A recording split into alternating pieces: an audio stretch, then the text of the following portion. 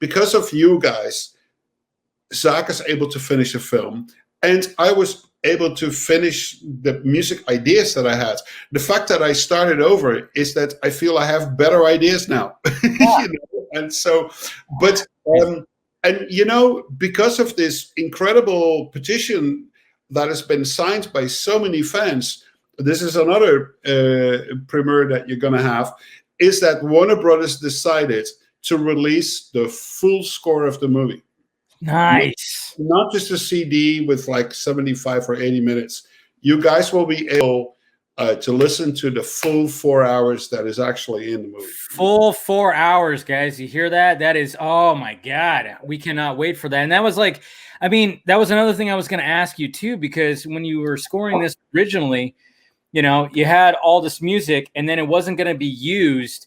Did you end up using maybe some of those, some parts in like other movies, like maybe like Alita, which, we have a lot of fans of Alita. Were you able to like, maybe like, were you taking like sections and putting in like another stuff and you're just like, maybe I'll just... Alita was like a completely different animal. I mean, Justice League was like such a high octane, especially that, as Zach has said in recent interviews, it's like he didn't want to cut the movie down because you had no time to sit with the character for less than 10 seconds. It's like, we gotta go.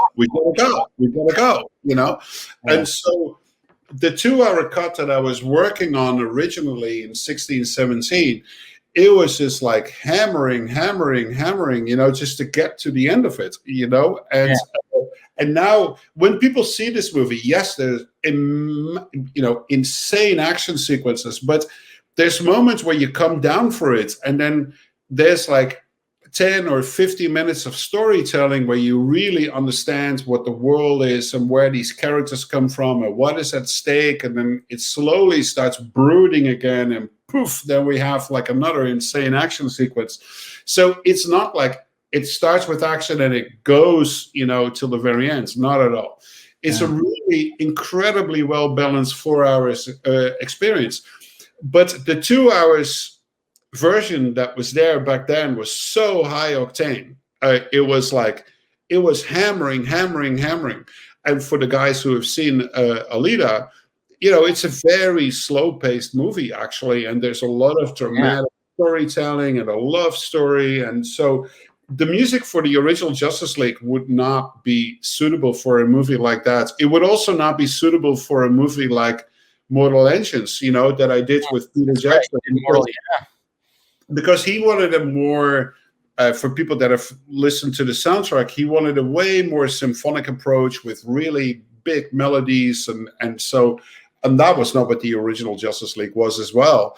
And let's see, then there was Tomb Raider, which was also definitely not suitable for any of that. So usually what happens for me is that when I never consider what I do as my masterpiece, you know what I mean? I do want to say that I'm extremely proud of what Justice League has become. And there's a lot of personal emotion that is connected to it.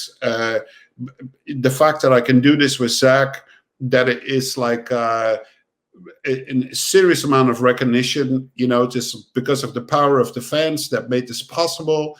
And at the same time,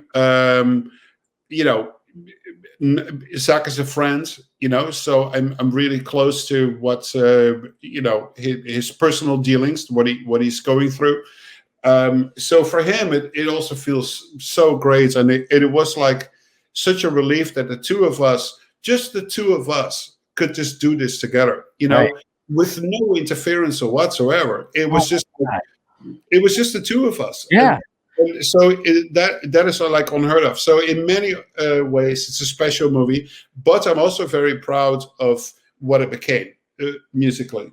And so when the first single came out, and to see like all these heartwarming comments, it was so good.